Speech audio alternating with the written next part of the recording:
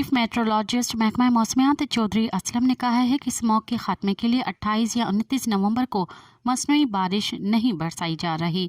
محکمہ موسمیات کے مطابق مصنوعی بارش کے لیے بادلوں کو ایک خاص قسم پر اسپرے کیا جاتا ہے۔ اسپرے کر کے کچھ دیر بعد مصنوعی بارش ہوتی ہے۔ بارش کا دورانیہ 45 منٹ یا سے زیادہ بھی ہو سکتا ہے۔ مصنوعی بارش سے اسموگ پر بہت فرق پڑے گا۔ چیف میٹرولوجسٹ محکمہ موسمیات چودھری اسلم نے کہا ہے کہ اسموگ کے خاتمے کے لیے 28 یا 29 نومبر کو مصنوعی بارش نہیں برسائی جا رہی۔ لاہور شہر میں مصنوعی بارش کے لیے تیاریاں کی جا رہی ہیں۔ مصنوعی بارش کے لیے بادلوں کی ایک خاص قسم پر اسپرے کیا جاتا ہے۔ مزید خبرن ऐं तफ़सीलात लाइ विज़िट कयो असांजी वेबसाइट www.awamiNewsHD.com ऐं ॾिसंदा रहो अवामी न्यूज़ HD।